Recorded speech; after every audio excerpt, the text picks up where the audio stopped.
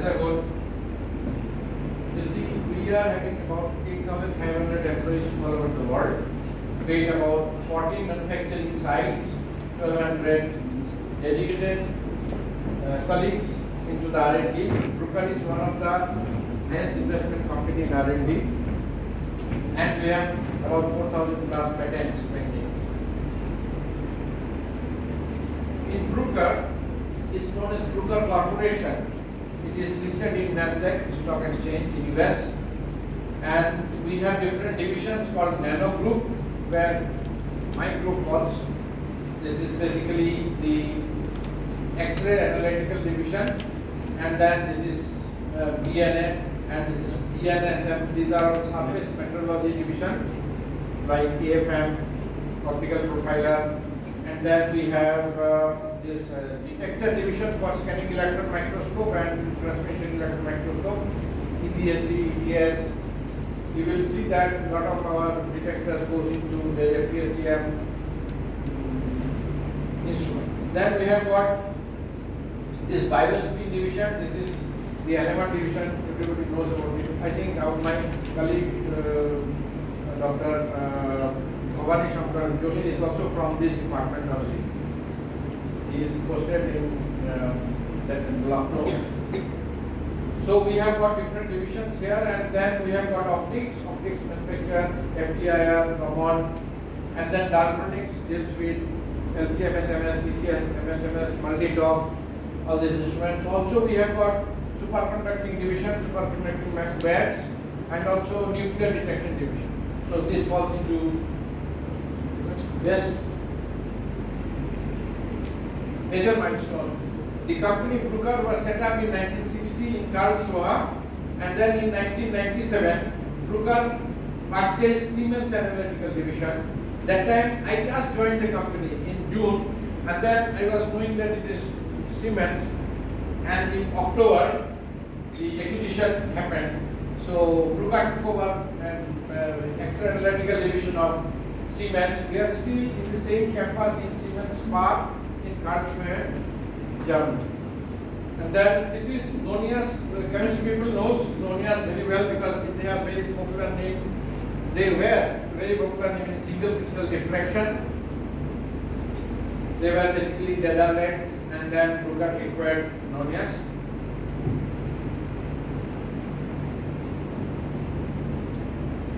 In 2001, Bruker was listed in Nasdaq, and then there were a lot of acquisitions happened. So this is the instruments that goes into the AXS division. We manufacture single crystal X-ray diffraction, powder X-ray diffraction, X-ray scattering equipment, X-ray fluorescence for element. These are all elemental analyzers. Optical emission spectrometer. This is basically goes into the metal segment. Analysis of elements in metals, and then carbon, sulfur, oxygen, nitrogen, and whether in metals. There is also one equipment called 3D imaging or 3D X-ray microscopy. We know about microscopy in human or in preclinical animal parts. This is a microscopy that goes into material research. That means with the microscopy you can see the internal defects of a material, and also you can reconstruct the material in 3 dimensions. So you can cut the material, you can see, so you can play with this scan. This is our manufacturing facility. The main manufacturing facility is in Karlsruhe, and then we have in Pontage, Belgium, and then in Quartek. This is a company who are very specialized in optics and X-ray source, and also this is facility in Penang, Malaysia. All our base stock systems are manufactured in Malaysia, Penang. These are our few of the users that Bruker has. It is not possible to include everyone, but these are the few customers that we have.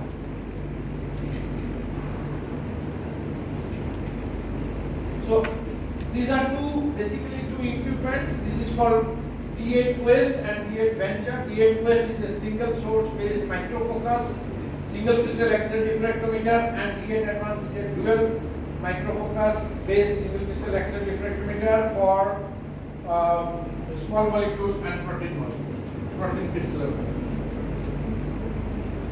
So I am not going deep into this. This is X-ray diffraction. So this X-ray diffraction starts with D6 phasor. This is the benchtop X-ray diffraction system. Then we have D8 Endeavor. This is a process diffractometer, goes into the industry. This is a material research diffractometer, D8 Advanced, and this is a high-end material research only for thin film application, wafer application. So this goes into those areas. And not going into this part. This is 3D X-ray microscopy. So there are different models available, starting from the benchtop model to a floor model, and the resolution starts from 0.5 micron. 500 nanometer. It goes up to in the higher end it goes about 6 micron or so. But at the lower end you can see you can have a resolution of say about 500 nanometer.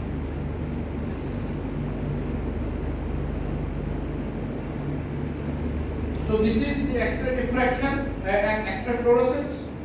These are the different models. These are not very important for you. Optical spectroscopy. So this is the all metal analyzers.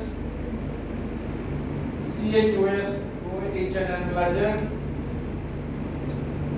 So this is the network for Bruker for my division in India. We are having an office in Mumbai and different regional offices. We have over more than 650 instruments installed all over India, and with maximum number of service support available.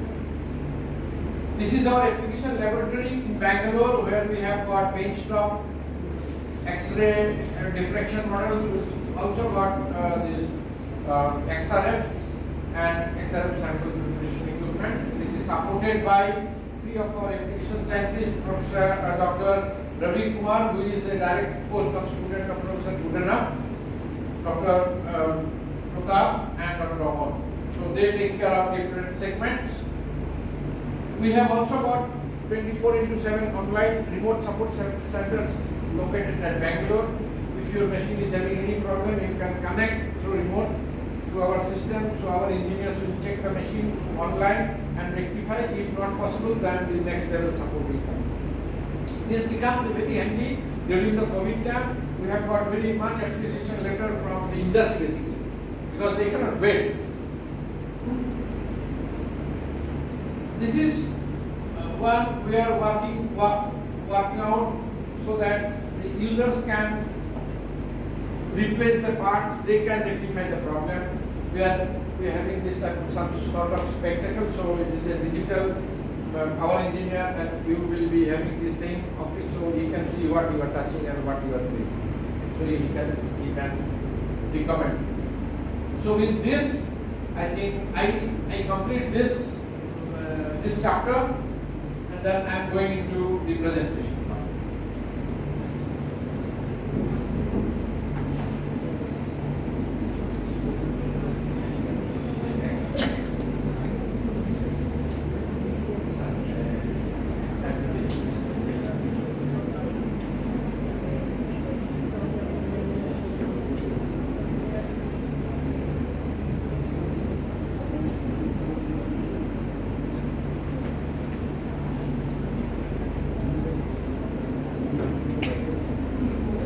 So let us start the journey to exchange our ideas on X-ray diffraction as a tool for material research and how to collect good diffraction data.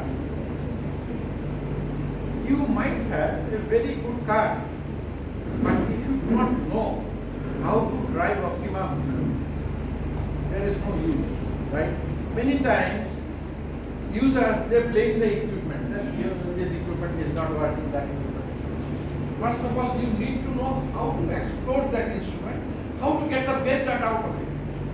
So this is why it is very important to know the basics and the technique to get the good data from your machine. What is X-ray? I am not going into this. This is important because this will be helpful for you. So what is X-ray? X-ray tube, production of X-ray. So what we do, this is a type of X-ray tube. It is a completely vacuum type, and where you have got the tungsten filament here, and then you have got anode. Anode means the tube. You will see that in X-ray tube we talk about copper X-ray tube, molybdenum X-ray tube, rhodium X-ray tube, chromium X-ray tube, like this. So what are those? Those material is basically the anode material. We are called anode. Now we pass a current on the filament, so electron starts coming. Now we keep between this anode and this is called cathode, this is anode, a very high potential difference. That is why you will see the term called pure X-ray, XRD. What is the power? Then we say this is 60 kV or 50 kV or 30 kV. So that is basically this, because of this. So when we keep a very high potential difference between these two, electron bombard and it hits the anode material. When it hits the anode material starts producing the characteristic wavelength of its wavelength. So that wavelength we use in the study of material. Now, when this electron hits the anode, because of this impact, there is a lot of heat is generated. About 99% of heat of this kinetic energy is transformed into heat, about the speed, and 1% is transformed into X-ray. So you need to cool this part. How you are cooling? There are different types of cooling methods. You can cool it by air, you can cool it by water. So when you pass on water, this water comes here, there is a closed cycle. So water comes in, goes out, taking the heat, and it falls in an external chiller, that is called a water chiller, because there is a water tank and it is a closed loop. So the heat goes into that, and then it cools down and comes back and cools the anode material. So anode is cooled like this way. This is very important because otherwise your anode will melt. So cooling, you should have a sufficient, efficient cooling. Otherwise, your system will not work properly. So this is the characteristic wavelength that anode material has got this characteristic wavelength. So every characteristic wavelength will have the K alpha 1 line, K alpha 2 line, K beta line, all these things. So your aim is to cut this beta and work with this alpha 1 and alpha 2. You can also separate out alpha 1 and alpha 2, but you need a very, very costly optics. That is why normally we work with total K alpha, that is taking alpha 1 and alpha 2 and using software we detect the alpha 2. This is the Sasta and Tika. And if you have money, you can go for this, but these days these are quite effective.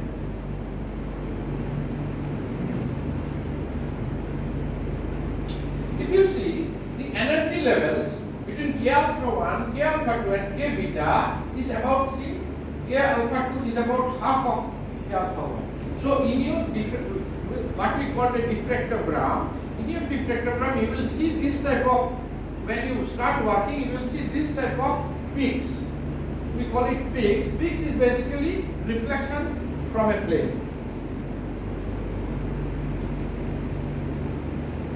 So this is same thing, I will not repeat.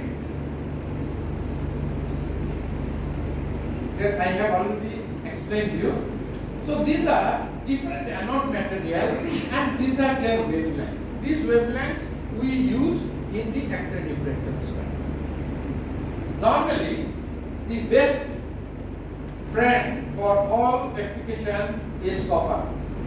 Copper is mostly 95-96% job can be done by copper.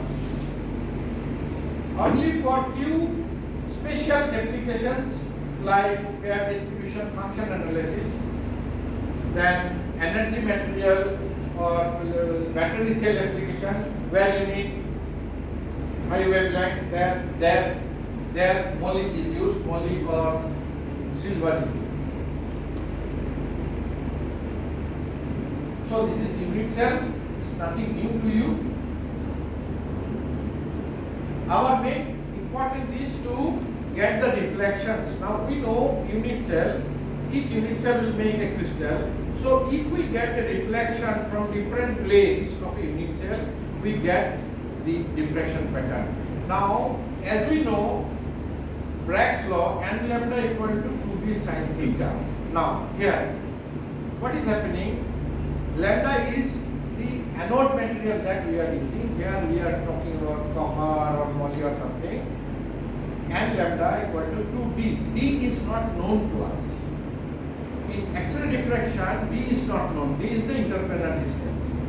And we know the theta. Theta, because I will show you in a diffractogram, there is one component called goniometer. So goniometer, through goniometer, we move the source and the detector. So source means X-ray. X-ray falls on a sample, excites the sample, then goes into the photons, goes into the detector.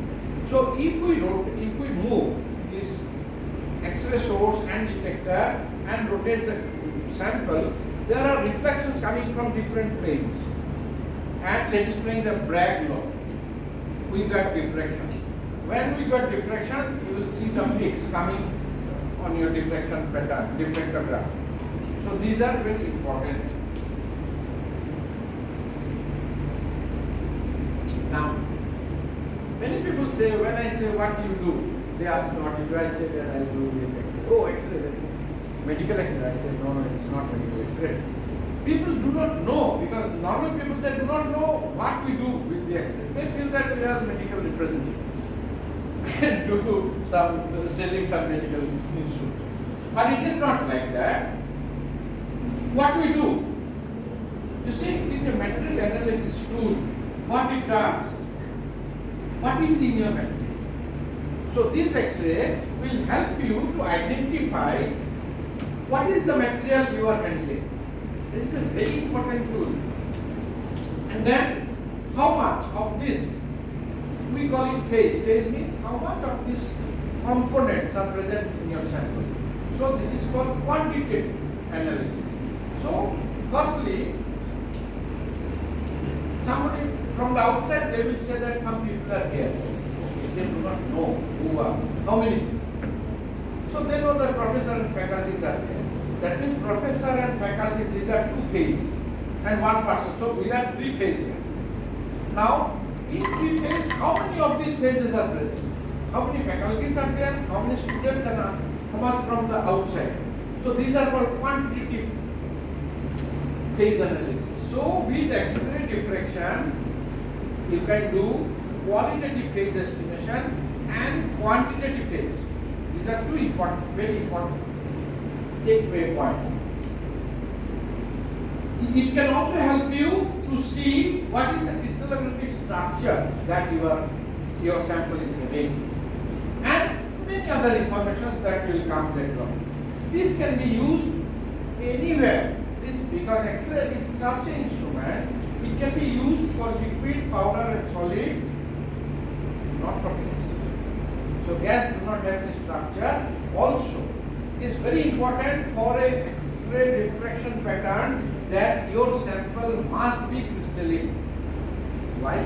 Because if you do not have crystals, you cannot have reflections. So powder, liquids, you cannot work. Because if you give X-ray to those powders or liquid, you get a harm probably because there is no reflection. Many times people ask, you will come with some liquid, can I do this? No. Firstly, you have to ask whether you can do analysis, but the liquid must contain some crystalline phase.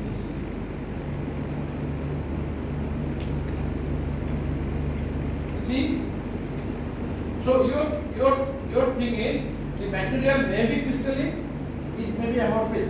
You cannot get 100% crystalline every time in your material. There must be some amorphicity.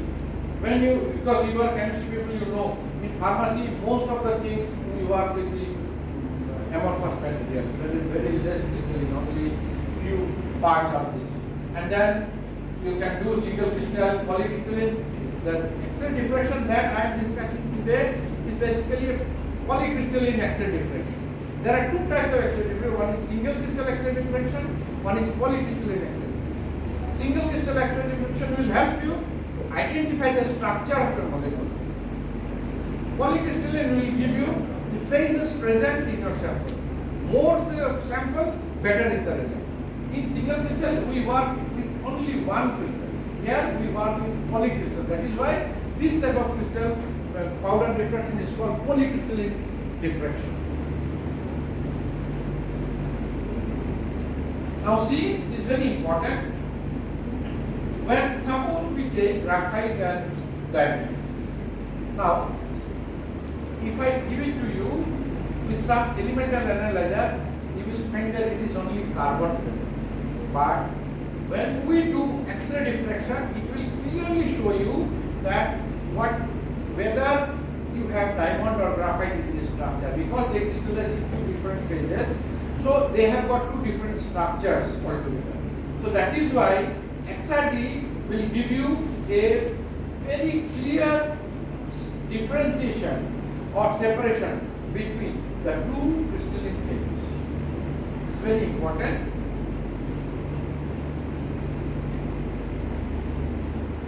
See here, there are different phases, diamond, graphite and fullerene. So these are called the peaks. So that means this peak identify the reflection from a particular plane. In this is the intensity and this is the 2 theta. I will come to you what is 2 theta. So this is the x and y. So see here, the x-axis 2 theta corresponds to the angular position of the detector that rotates around the sample. You have a sample, you have a source, you have a detector. So it moves. Either this will move or this detector will move. Depends on this, the geometry will be decided. Now see here, there are two types of geometry used in X-ray diffraction. One is called Bragg pattern geometry. That means it is a focusing geometry. That means your sample surface should be at the focus of your roller cycle. Because if you draw a cycle or circle, X-ray tube, source and the sample tube should fall like this. So this is called focusing cycle. Otherwise, if you do not have proper focus, you have defocusing effect. If you have a defocusing effect, the peak or the reflections which should come, it will have some peak shift. So this is very important in a focusing geometry that your sample surface should be at the focus of the X-ray cycle. Now here you see this is X-ray tube. So this is the X-ray tube. Now this is not the X-ray tube. This is called tube housing. It is a tube housing because X-ray, no, this is not. This is hazardous. So you have to protect your X-ray radiation from damage. These instruments are all protection, fully radiation protected, and as per the international guideline, these instruments are also approved by Atomic Energy Regulatory Board from India. So the maximum radiation is about 1 nanosievert, which is very, very big. Now see, this is the X-ray tube, and then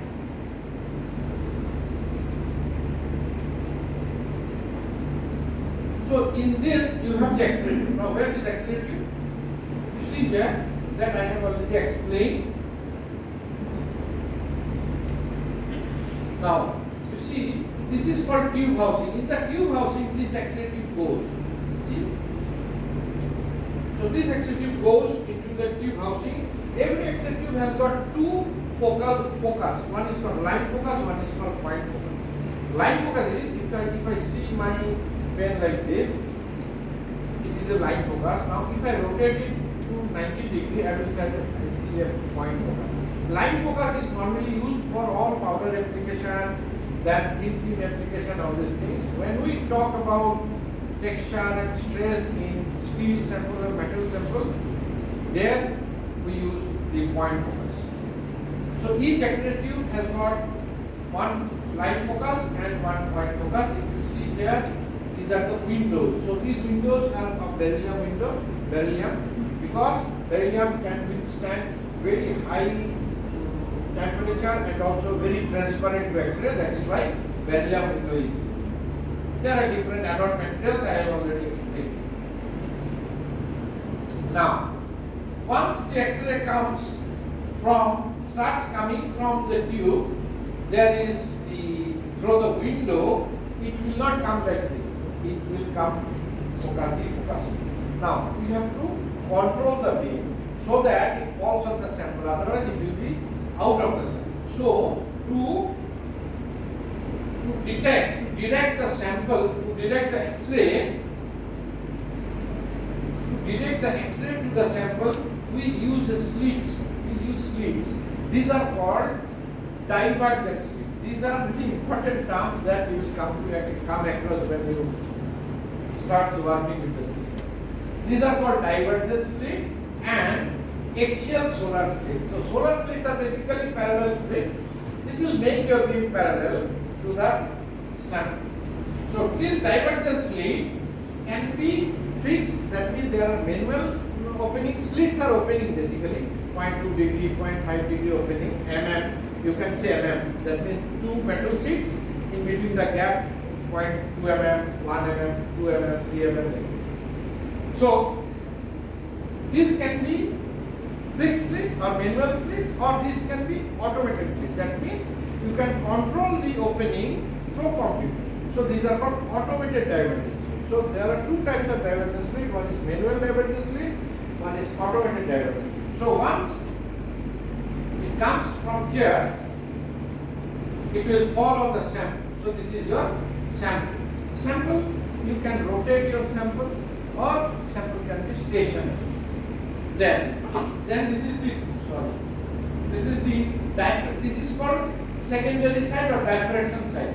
That means once X-ray falls on the sample, it got diffracted, goes into here. There also you got some slits, and also you got some beta filters. Beta filters are used basically to cut out the absorption edge of the anode metal. In copper, this is nickel is used as the beta filter. Then it goes into the detector. So these are the different components of a XRD system. See here, I have shown you. If you use a narrow slit, your intensity will be cut. So if you use a bigger slit, your intensity is high. But again, you have to compromise on the resolution. If you use a smaller slit, the resolution will be better. So you have to see what is your optimal situation during your measurement. So these are solar slits. You see, these are parallel plates basically.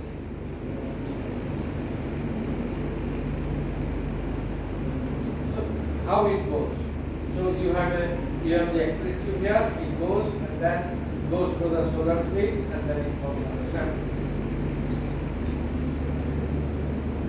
This footprint of the X-ray can be controlled manually or through software. These are slits basically. Now you will see that when this is called angle of incidence, that means it starts from lower angle, it goes up to high. So this is the X-ray tube, so it moves like this. X-ray tube moves and the detector moves like this.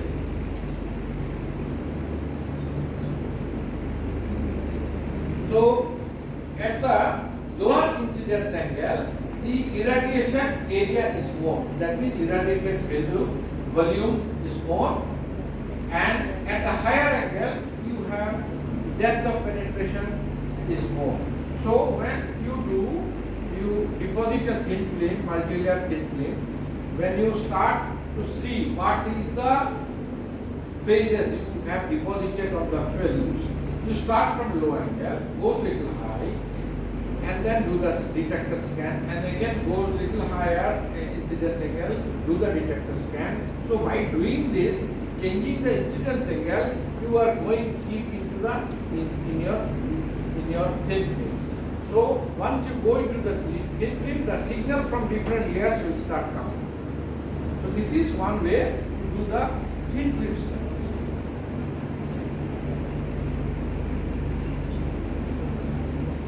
So you see here, there are different types of sample holder. One is PMMA sample holder, that means polymer, and then another is steel sample holder.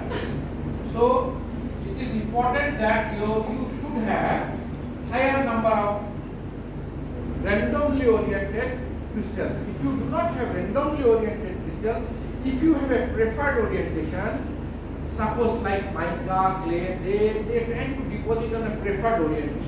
If you have a preferred orientation, you will see at certain difference the peak is coming. That means one is 101, then 202, 303 like this. So you have to always see that you break the preferred orientation so that maximum number of peaks are coming. More number of peaks coming means you can your justification towards what phases are present will be more, and the quantitative phase analysis will be also accurate. But if your crystallite size is small, that means if you break your crystal, you will see that there is broadening, peak broadening at the top.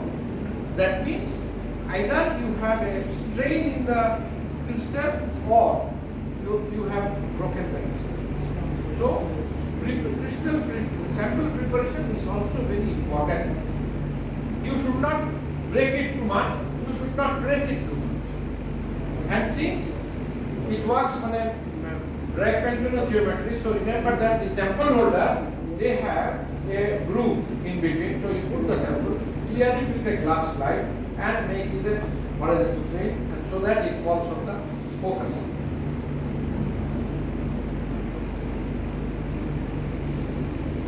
This is what is explained.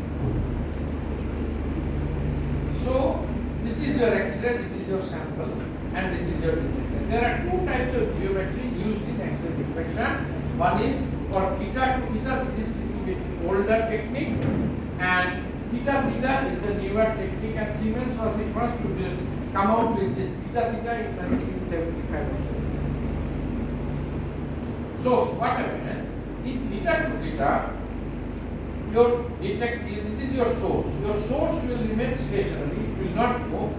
This will move in theta and this will move in theta. So that Bragg equation fulfilled. Otherwise, diffraction will not occur.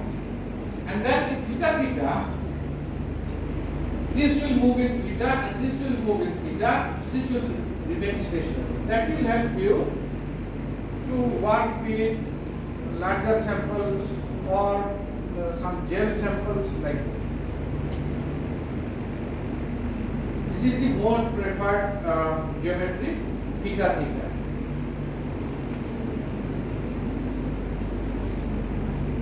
So this is nickel filter I told about detectors. Now, lastly we should have detectors. Now in old days we were having point detectors like scintillation detectors. Point detectors also zero dimensional detectors. That means they have only point, so no zero dimension. Now these days solid state one dimensional detector has come, which are line detectors. That means these are multiple of strips.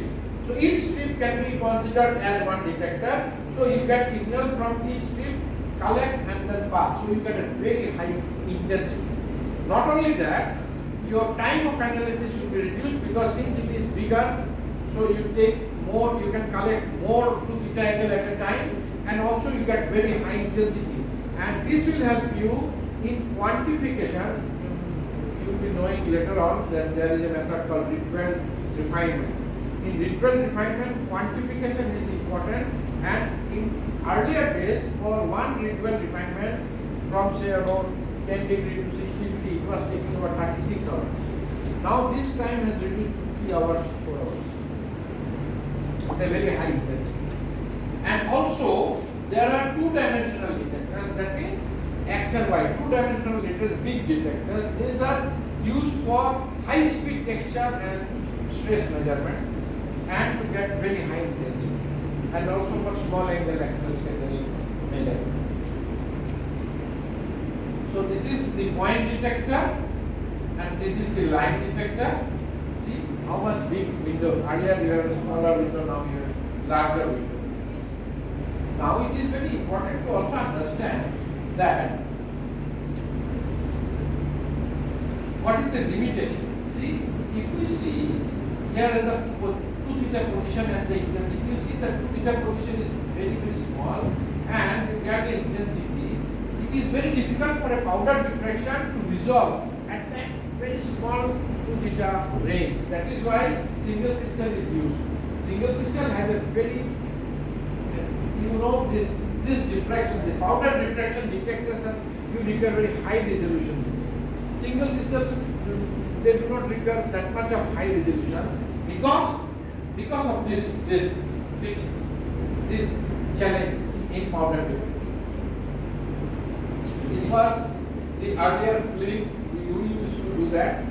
So these are called divisional ring because these are basically reflections. These are reflections, and this is what we see. These are the peaks. So basically, if we can see this and these two in a detector, that is called two-dimensional detector. We are talking in 2 dimensions. That is why it is called 2 dimensional. What you can do? So ultimately, phase composition of a sample, quantitative phase analysis, determination of relative amounts of phase, unit cell and lattice parameter. So you can do indexing, you can do the structure refinement, and then residual stress, residual strain, crystal structure, epitaxial texture orientation, crystallite size of the crystals, and microcrystals. These are the important parameters that we can use or we can evaluate using X-ray diffraction. Definitely, for doing this you need special optics. All optics coming together, you can see this. Otherwise, one simple optic cannot resolve all these components or all the parameters.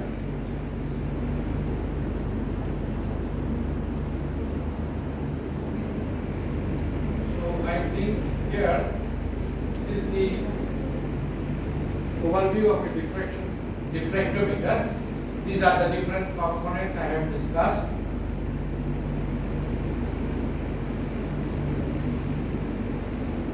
I think we stop here, and then I will show you one live demo, 4 o'clock. I think, sir, I think I was trying to connect to my lab at Bangalore. Dr. Ravi, I think he is waiting, he wants to show the machine, but I think it's not possible, right? Yeah.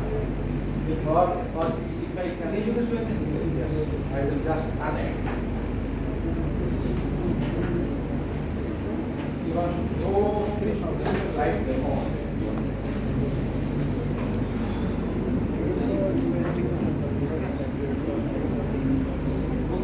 Cool.